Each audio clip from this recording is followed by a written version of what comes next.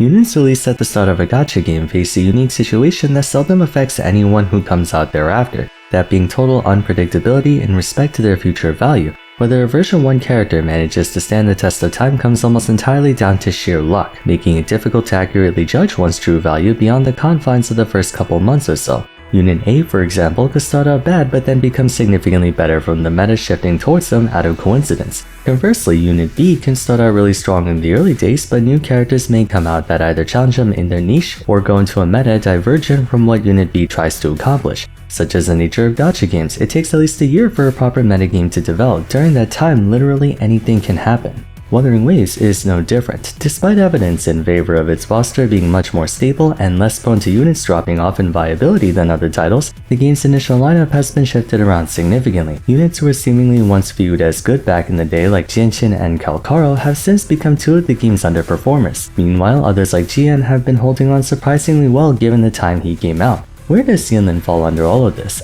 As one of the first two featured units of Wuwa, Yinlin made her presence known both in character appeal and in-game, and people were optimistic about her being a long-time stay in the metagame thanks to her more hybrid attacking style. But has that statement held up now that we're well into version 2? We'll be finding out today in our inaugural episode of What Happened to for Wuthering Waves, featuring Yinlin.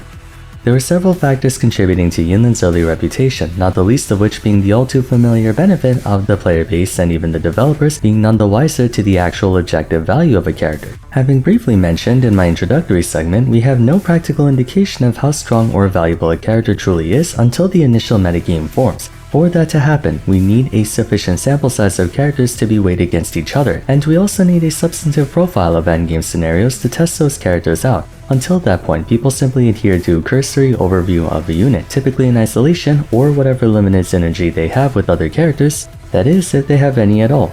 This worked in Yinlin's favor throughout early version 1, as she was the only character in the game to have access to 3 functioning working team compositions at a time where many were lacking even one, which is a notable way of gaining early dominance in the metagame, how fast a character acquires a proper team. A counterexample would be someone like Jinshin or Lingyang. In addition to their inherent shortcomings, a focal point behind their rapid loss of market share was the fact that they really had no worthwhile team to get a head start with, if that was even possible based on the absence of anything that could be synergized with by other units. Yinlin's hybrid gameplay and apparent situational versatility, on the other hand, allowed her to slot herself into a handful of teams effective enough to competently tackle Wuwa's early endgame content. To start, Yinlin was the first and potentially only character in a very long time to check off all 3 boxes in combat. Criteria 1. Personal strength. Though measurably worse than Jian or Jinxi point for point, Yinlin's own damage output could not be underestimated back then. Her scaling was quite good when added up all together, and she had remarkable burst damage by way of her skill, Liberation, and Forte circuit being usable in quick succession of each other. Thundering Wrath in particular dealt spectacular burst damage in a small area, making it a strong boss scaling tool in the early game. Meanwhile, Chameleon Cypher's unparalleled area coverage made clearing scattered enemies a trivial task.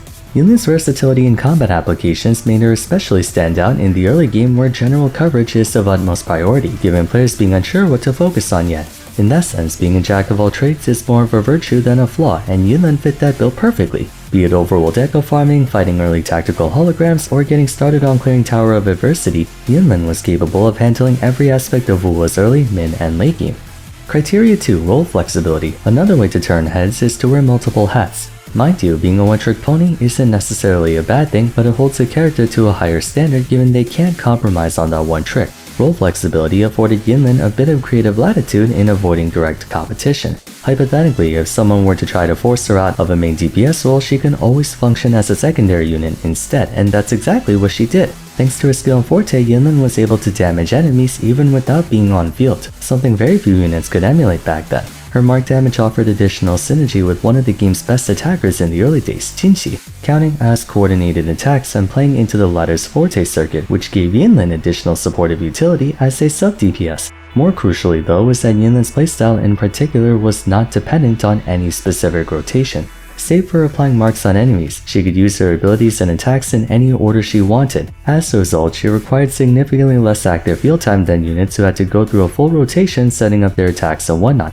Not being dependent on a set rotation as well as her kit's essential abilities consisting of several animations long enough made her one of the biggest beneficiaries of swap cancelling, bypassing her otherwise long animation times by switching to and from the primary attacker, giving her access to even more party options like Changli Yinlin double carry for those who can master it. Much like how she wore multiple disguises in her promotional video, Yinlin could adapt to whatever situation you put her in. Finally, Criteria 3, Full Synergy. If you recall earlier, I said that Yinlin had access to several functioning team comps at a time when other characters didn't even have one. That's another aspect lending credence to the value of a unit. In her case, even as early as a beta, Yinlin could pair up with Calculator and work seamlessly in tandem with each other. For starters, her Ultra skill provided exactly what Cucumber scaled off of, Liberation and Electro damage. Keep in mind, other units with an Ultra skill like this couldn't really be used to their fullest effect for a while. Up until the release of Lupa, Changli had no one who took full advantage of her Ultra skill, all the while Yinlin had someone before the game even came out. She and Calzone were an incredibly strong team comp in the game even after the swap cancel change. Shortly after, in 1.1, Yinlin found veritable reasons to be played alongside both of the new recruits, secondary with Jinchi and quick swapping with Changli. Then, in version 1.2, she found even more of a reason to be used. Everyone received a free copy of Shangli Yao, who was by all accounts an upgrade to Calcium, even going so far as sharing the same exact playstyle, damage type and whatnot, but with noticeably better quality of life and damage output. Next to Sanhua and Mortefi, Yinlin was performing the best in the early months of Wuwa as a result of being best in slot, or worse, the very strong alternative with more than half of the game's early meta characters, Jinchi, Shangli Yao, and Changli. There was one other advantage working in Yinlin's favor, her signature weapon. Even to this day, the String Master is one of the best weapons in the game for how strong its profile of buffs are. 500 attack, 36% crit rate in a game where 100% crit rates would be all end all, 12% damage bonus, and up to 48% attack. The extent by which Yinlin benefited from String Master made her even more of a powerhouse. Obviously, there was no way of telling how well String Master would age back then, but point being, she had a lot of things going well for her. That only begs the question even more though. How did she go from one of the hottest units in the game to someone who has, for all intents and purposes, been relegated to a mid-tier character? Unfortunately, that's where the whole being a version 1.0 units like rolling the dice on whether you get to survive a long time or not thing I said earlier comes into play.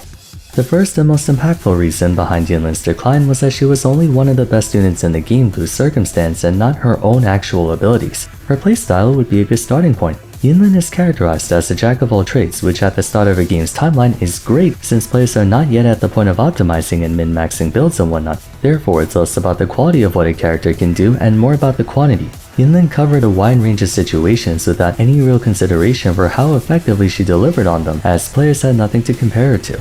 Now, however, we do. In boss killing scenarios, we now have dedicated bossing parties who specialize in dishing out as much DPS as humanly possible to a single enemy. Case in point, Carlotta. In wave clearing scenarios, not only did Wuo receive an endgame mode dedicated to it, but characters who specialized in AoE clearing were added as well, like Camellia and Rocha. Accordingly, expectations for each were also elevated, meaning it went from can you do it to how well you can do it.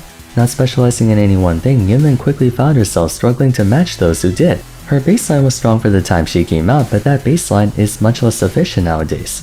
This paints an interesting parallel between her and her fellow version 1.0 unit Jian. Across most of version 1, Yinlin was seen as the more valuable of the two to go after by virtue of her versatility.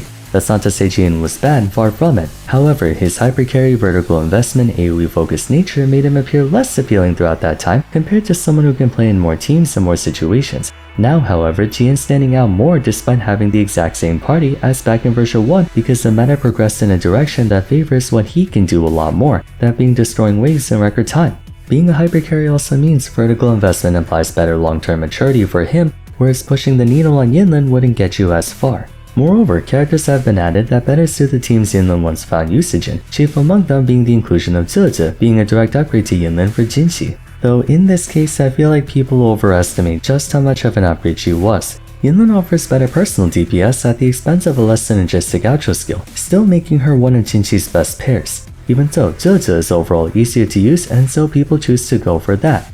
Speaking of the artist, she's also best in slot for Carlotta. In terms of value proposition, the secondary markets become more saturated with characters like her, in turn reducing Yinlin's appeal opportunity cost-wise. Overall, people rated her higher than she honestly should have been in retrospect, merely as a result of us not having a clear grasp of where the meta would go and what kind of parties were being made, which brings us to the next reason behind her decline. The game's been pushing for mono-element teams a lot as of late, whether implicitly or explicitly. Glacial's best party at present is Carlotta and Zhe, with a possible spot for Baizi being the healer. For Havoc, you'll find Camellia, Rocha, Havoc Rover, Cantarella, and Dungeon working together in some combination. No doubt for Lova will be the same. Spectral's also joining together through Frazzle with Zani, Phoebe, and Spectrover. Though Jinchi is a bit more accommodating in the secondary department, she still employs one of the two Spectral healers. Arrow put together Cardadia, Chikona, and Dareover. Meanwhile, Jian can also go for an Erosion team. Fusion just recently completed their mono-element team in Lupa, Chun-Li, and Encore/Brant. Speaking in terms of elemental priority, Electro currently lags behind everyone else in updates. The most recent Electro unit we got was Lumi back at 1.4, and with all due respect, she is nowhere close to deserving acknowledgement in the metagame. Evaluating the 5-star roster, it would be no exaggeration to say that Electro is the weakest element in market share, and with Yinlin being dependent on circumstance back in the day, considering the only party where she's truly best in slot in is Shangli Yao, that is unless you're MLG Pro on Chun-Li, that really doesn't paint her in a very flattering light. Not to imply Shangli Yao's a bad character, it's just that he's not exactly punching in the same weight class as the game's top tiers. If you think about it though, this does present a silver lining for Yinlin. Right now the unit landscape doesn't play into her all that well, but if in the future we get another Electro Liberation attacker, as if she needed a third one, or maybe just an Electro carry in general, then Yinlin could get a big buff in relevance. We already possess the empirical data that new characters greatly improve the standing of old ones, evidenced by Lupa's arrival elevating Brant and Chun-Li to top tier again.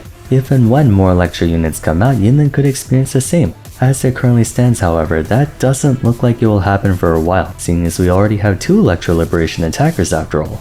The shift to elemental or playstyle specialization throughout version 2 makes it difficult for Yinlin to be considered as even a side grade option at the moment because she was meant to offer a little bit of everything, not a whole lot of one thing. Brant and other characters have also been generalist units like Brant or Phoebe and still perform quite well. But that in and of itself raises a third problem with Yinlin. Her DPS hasn't really been keeping up with the game as much as it needs to. Evidently, she has no business being a main attacker beyond super early game. Even as a quick swapper for dual carry teams, Yinlin's main partner Chun-Li has left her in favor of higher execution but higher reward partners like Jinxi, Brant, or ironically Shangli Yao as well. From a secondary point of view, each meta party has a dedicated secondary unit who is equally as instrumental to said party's success if not more than the main DPS himself. Phoebe, Chikona, Zhe, Rocha, Whimpering, so on and so forth. The remaining units like Sanhua and Mortefi can rely on their greater accessibility and unintrusiveness to make up for their weaker power level. By contrast, Yinlin at best would be your third or fourth option, which doesn't make for a strong sales pitch.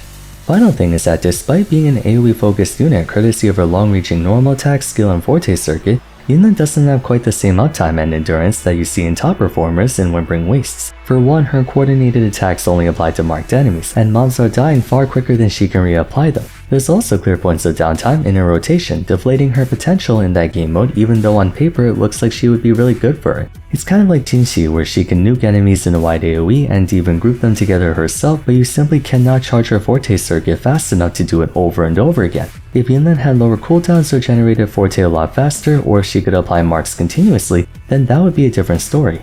Above all, Yinlin lives and dies by her jack-of-all-trades nature. Not bad by any means, but not exceptional either. It honestly feels like more people talk about her signature weapon than her these days. Thankfully though, she's far from being written off as a bricked unit. Like I said, Electro's been left alone for quite some time. The moment it gets attention, that's a golden opportunity for Yinlin to climb back up in relevance the same way units like Chun-Li and Rover did. So while she might be struggling to stand out right now, from what I've seen Kuro do with the other version 1 units, there's hope for her yet. That being said, it would be nice if they boosted her damage. We're gonna need one hell of an Electro team for that to happen.